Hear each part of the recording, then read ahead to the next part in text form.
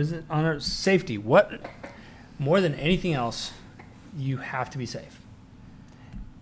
The tool, the gun, is a deadly weapon. If you do not treat it with respect, if you do not treat it, basically it boils down to these 4 rules. You will get hurt. Even when you follow these, there's still a slight possibility of you getting hurt. But these are risk mitigation. So these 4 rules will help you be safe.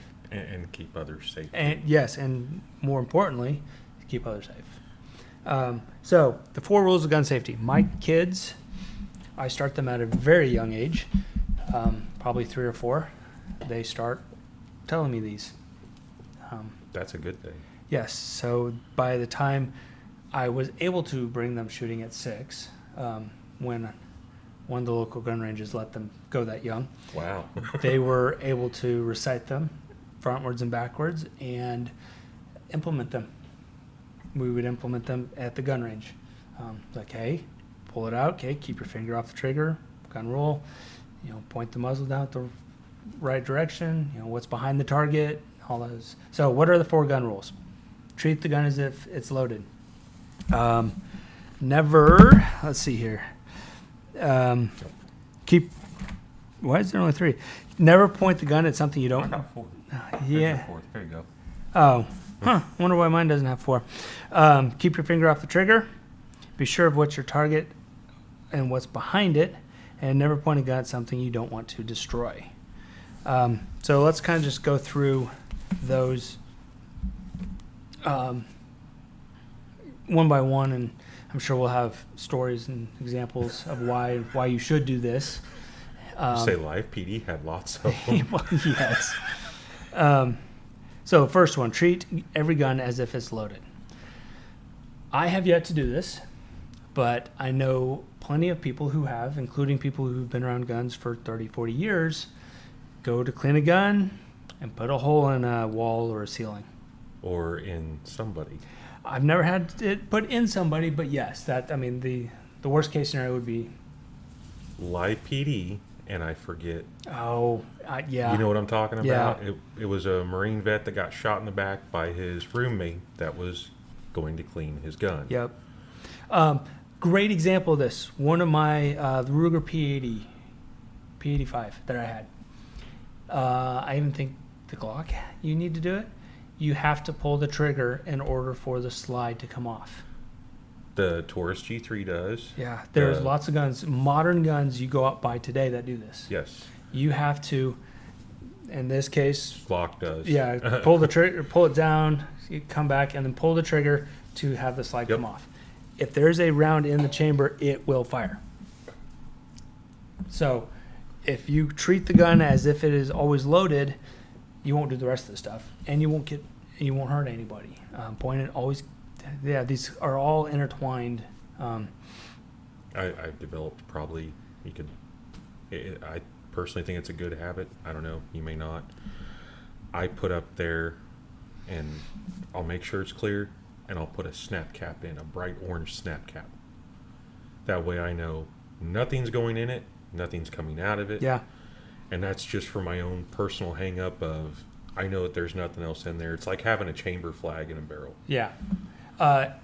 Right, except sometimes you can't take the slide off with the chamber flag. Right. So, yeah, that's a good idea. And that's also how I store them, too. That way, except for what I carry, everything else, there's a snap cap in. Carry with a snap cap in. Bang! The little bang sign comes out. I wonder if you can still buy those. But I do. When I go to store something long term, I will put a snap cap in the barrel. That way there's no chance of anything getting in there or around getting in there accidentally. Yeah. Yeah. And that's my own personal thing. That way when I pull it out, it's completely cleared. The snap cap pops out.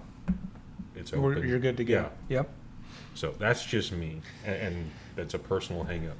Yeah. I don't. But you don't accidentally lose yours in a boating accident, but know where they are. Right. I don't do that either. Does anybody? Does anyone know there? Yeah, my kids. I typically, if they're going long term, bolt guns, Yeah. the bolt is open, or at least not in the firing position, the safe position. Right. Most of the guns that I have are not, I just leave cocked. But yes, it's definitely clear, definitely made sure nothing's in it. And then kids, they always go in the safe. So for me, once I lock that safe and I count all the kids, then I know they're not in the safe. Then I know it's safe. Are you sure? Sometimes no. One didn't just accidentally climb in there. Right. So treat it as if it's loaded, because if it accidentally goes off, why? Never point the gun at something you don't want to destroy, because that bullet coming out will destroy whatever it's pointed at. Can go through walls. Can go through walls, Can go wood, in your neighbor's house. Yep, depending on how big, the neighbor's house, the fridge in your neighbor's house. It's not Hollywood, No. where it doesn't go through a fridge, Right. which is not. Which is kind of why I liked Mr. and Mrs. Smith, the last gunfight. Yeah, that was. It was, I wouldn't say accurate 100%, but it was better than I've seen in some. So going through the walls, going through multiple layers of walls, yes. At least John Wick had actual reloading. If you sit there and do the round count, yeah, it was dead on. He is. I've watched his videos, his training videos at Terran Tactical. It's amazing what he can do. Oh yeah. Sorry. Yeah. That's Sidetrack. yeah. So, but thinking about something you don't want to destroy, right? I know my dad has shot the ceiling. Really? When he was younger, Okay. at his parents' house. I was gonna say, wait a minute. Not at their house, but Okay. at his parents' house when he was younger. Going to clean, pulled the trigger, right next to his head, came out and hole in the ceiling. Luckily, there was nothing Above him. above the barrel. When something that kicked into my head when I took the long range class. The instructor looked down the barrel, and both of us, bolt open, undo everything, make sure everything is all perfect. Yeah, I know, the magazine was way off. The bolt, I should have actually dropped the bolt completely out of it. Actually, I take it back. I think he did make me do that. Take the bolt out of it. I mean, it's just because we needed to see what was happening at the front of the barrel. So it was, and even then when he was doing it, I'm cringing. It's like, no, don't. Because I knew what would happen if something bad happened. We should probably find a range that will let us shoot stuff, normal stuff, not just paper targets. yeah. So we can go to YouTube. It's all out there. Oh yeah. But Gel, it'd be fun to do anyway. Yeah. Google 9mm through whatever you want, and there will be plenty of videos. I was gonna say there's ammunition manufacturers that post the videos Yep. of going through glass, going through layers of drywall, going through gel that goes through. There was one, and I don't remember who it was, but actually did pigs.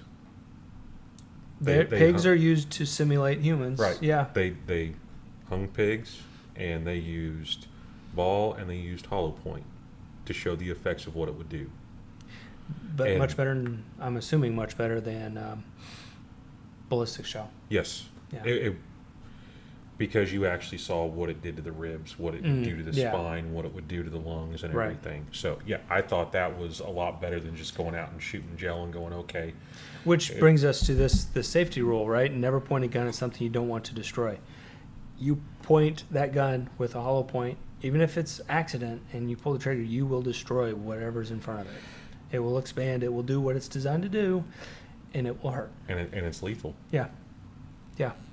So, Along that is you can never pull the trigger if your finger is not on the trigger, very good point. unless it's a SIG. But I didn't say that. Unless it's a what? A SIG. Yes. The company that should have recalled. Yes. What was it? 1,000 some? I've got it written down.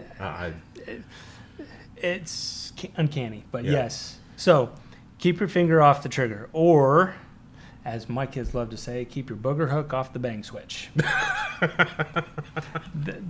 The one way they remember that is the booger hook off the bang switch. Hey, it works. It works. They understand it. They know.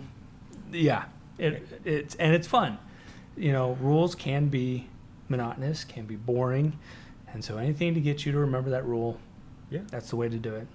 Right. So again, why? Because if you don't have your finger on the trigger, you can't pull the trigger, and you can't go bang, and you can't destroy what it's pointing at. Yep. Put it on the slide or on the side of the slide. On the side of the slide, yep. What I normally do, just right there on the frame. Yep. I've seen people over exaggerate it just to make sure. Yeah, all the way up. Yep. Something that I learned I learned that rule at a very young age. Oh. Anyone around guns does, or at least I hope they do. Well, some people are questionable. Yes, but I even find myself doing that on my power drill, or my impact wrench, or the Windex spray bottle. I mean, I'm not ready to squirt. It's right up there, right next to it. It is. It's just ingrained in your head. You practice it every day, and that's good. Yes. And then be sure of your target and what's behind it. When you are ready to shoot, when you are shooting at something you can shoot at, and you're willing to destroy it, it will go through whatever you point at. So especially if it's a paper target, and it's wanting to, it will go through paper. It will. If it doesn't go through paper, you've got a problem. It'll go through paper. It'll go through wood. It'll go through cardboard. Drywall, multiple layers of drywall. So make sure behind it is something that will stop it. What was the military test for lethality? It was 100 yards with 4 or 6 inch thick piece of wood. I don't know. I'd have to go look that back up. Okay. Now that you said that, there's a tingle in the back of my brain, but I don't remember. Yeah. So, yeah, at the long range place, there's the 4x8 sheet of plywood and a big, huge pile of dirt. When you're hunting, your round will go through, most likely, will go through the animal. So what's behind it? Is there another buck? Is there another doe? Is there your neighbor's cow that you're going to spend $4 a pound getting at or buying? That I think has been the most nervous I've ever been to a trip to the range of going, there's a cow. It's not sighted in yet, and I don't need any more beef. Yes. Never thought I'd hear myself say that. When I went hunting at grandparents, at the grandparents' farm, neighbors had a sheep farm. Did you? I didn't get a sheep. Oh. I got the buck, but I didn't get the sheep. Thankfully. But after the fact, I started thinking through all of that. I'm like, oh, where I shot, there could have easily been sheep on the other side. I didn't. Or a house. I did check that. I did know that. I knew where the houses were. I knew my line of sight was good with that. But after I pulled the shot, I'm like, oh dear, I wonder how many sheep I got. Yeah, but see, I've seen, what was it, Northwoods Law and all that stuff. People don't think about it. There's a house right there. Yeah, and I do. I look, and it is, while I was sitting there in the stand, just, okay, where's my line of fire? If the deer's here, what can I do? If the deer's here, what can I do? If the deer's here, where do I have to wait? How far do I have to wait till I have a clean shot? My parents were in a RV sitting up near the house, but that affected my line of shot line. The house, grandparents' house, neighbor's house, school building. I mean, there's like dozens of buildings around, and where can I shoot? Where can't I shoot? Where would I have to wait? And all that kind of stuff. Well, and I'll do you one better. The same thing applies in a home defense situation. Correct. Because am I going to shoot my next door neighbor? Am I going to shoot the neighbor behind me, the one in front of me, the one down the street? Bring it in. Who's in the room next to you? Well, I was going to say, in your own home, is there a crib right there? Is there a child's bunk bed. bedroom? Yep. Yeah, bunk bed. Yep. Is it Or your dog or your cat? yep. You know, and Yeah. Or for me, I've got I've got a bunk bed in one room and non-bunk beds in another room. And so theoretically I could shoot differently. Not that I'm going to Depending shoot towards those rooms Right. if I can But avoid it, but there I are have to think scenarios through. Yep. because it's a dynamic situation. It's always changing. Just Yep. like with hunting, a buck is going to move. Yep. A doe is going to move. Well, so's an intruder. Yeah. So, yeah. Yep. Don't fire unless it's clear. Make sure you know what's beyond it. Keep your finger off of there unless you absolutely have to do it. Yep. And that was the same with hunting. Yeah. Yeah. You don't want it to accidentally go off.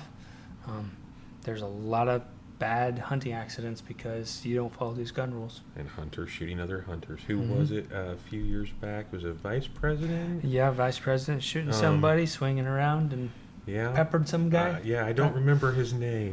Yeah, I'm sure we don't. So, sorry to. But yes, exactly. Now I'm guessing I won't say I'm guessing. I don't know. But in that situation, I could easily see how even if you're still following these directions. Well, like I think, we might have talked about it. The guy, LAPD SWAT guy, clearing the room. Oh, was that the video I sent you? I don't think you. The one Yes. where he got shot in and the suspect was down buried underneath everything and popped up and just started shooting. in there? No. The one I was talking, maybe I read it or saw it. Or is this the subway one where No, he it accidentally? wasn't either of those. A couple of guys were really clearing a room.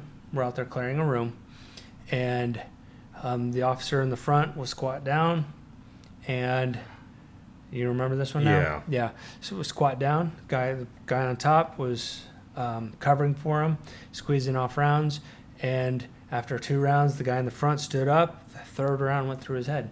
Yeah, that was That was very tragic. Yes. And I'm sure these were being followed.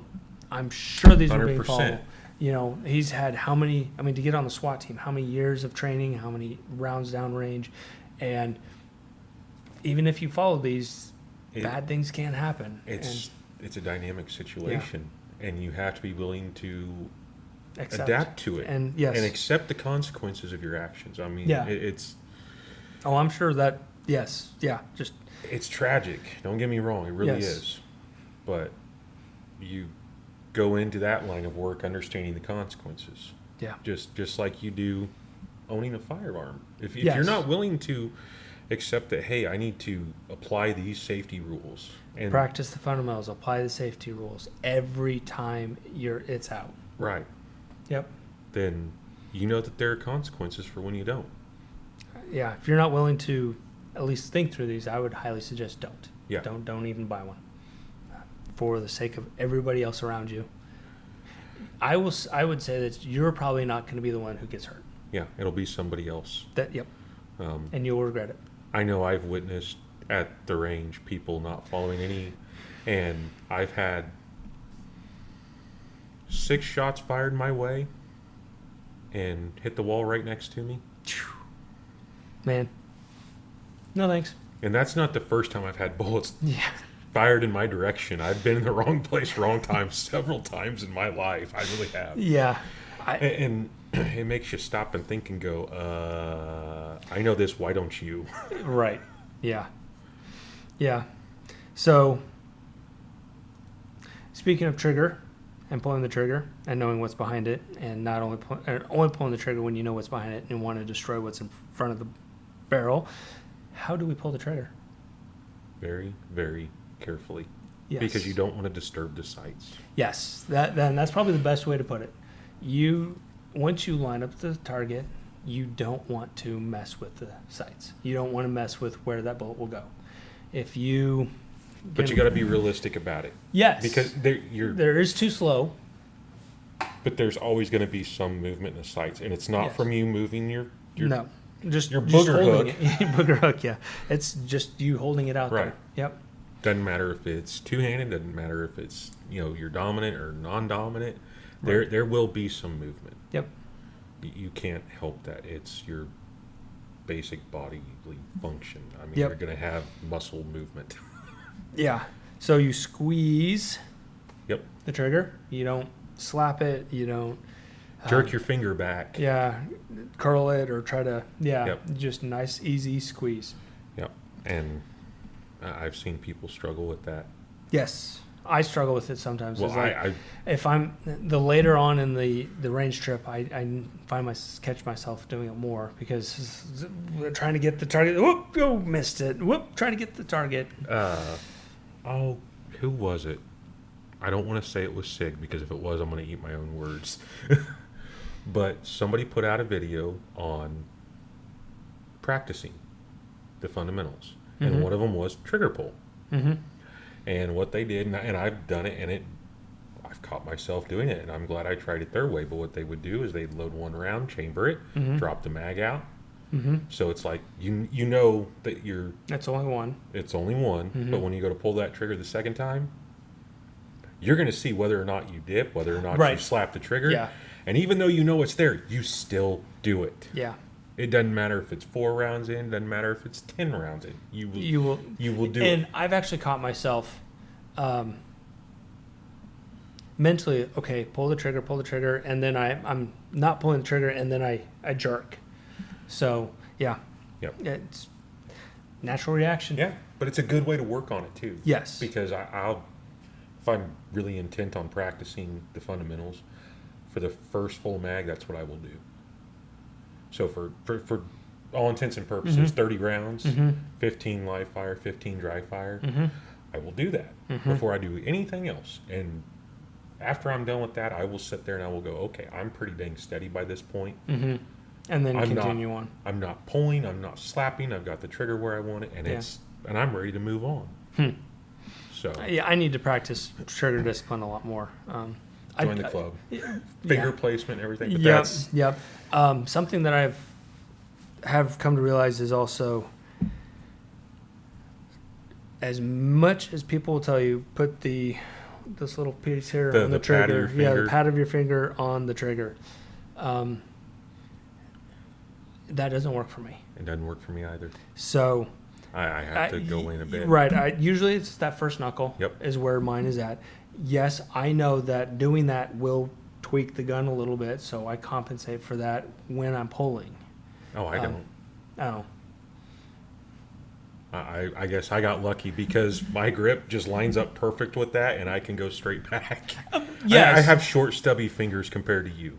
So, Well, I mean, Uh, you just got to realize how you pull the trigger and work with that. yeah, everybody's different. Yeah. I would say start with the finger Yeah. and Move left or right, depending on. depending on what you need, how you need Yep. to do it. Yeah. I mean, I can get away with the tip of my finger. That's how they were kind of telling us to do it at the range. He was like, just take your finger, put the trigger there, and squeeze with your thumb on the back of the grip. Don't hold the grip for long range. Oh. Don't hold the grip. Put your hand. Well, actually, at this point, it was put your hand on the side of the grip. Don't use the grip, and just use your finger. If you need that's to, so just squeeze. Yeah, I mean, it was like this, and then squeeze. Yeah, no, I can't do that. It was.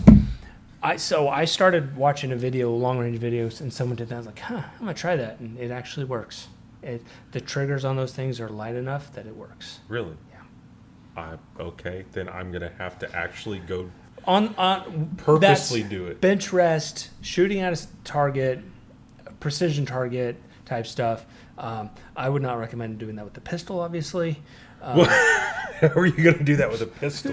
I mean, I know you can hold it upside down and do it with your pinky. Yeah. I've tried it, maybe once. Off the record, I've tried it. Yeah, no, I wouldn't even go off the record. It was, black book, black box. Yeah. Nobody else knows about it type of deal. So, but yeah, because it's all about recoil mitigation, and like you said, not moving your sight once you've got it sighted in. So when you're squeezing everything, there's a chance to pull the rifle one way or the other. But when you've just got your finger in there, you really can't do that. Yeah, but see, I felt more stable using an actual grip when you and I went. Yeah, right. The way I've got my precision setup, I would have no problem setting it all up and then letting go of the rifle and then pulling the trigger. When I've got the bag, and the bipod, it will just sit there. So, yeah. Well, No, good I mean, for you. I wouldn't walk away and pull the trigger and see the rifle shoot back, but You mean you wouldn't sit there with the string about 20 yards back and just pull? I would if I knew that there was something to stop it from going like a off the vice table. or something Yeah. clamped Yeah. in? Yep. Okay. Yeah, it's set up to do that. Sorry, we got totally No, off yeah. topic. No, That was my yes fault. and no. That's Well, about squeeze, not pull. Or squeeze, right. not slap. You pull the trigger very gently and let it happen. You don't Yeah. squeeze or slap it. Or, Don't fight it.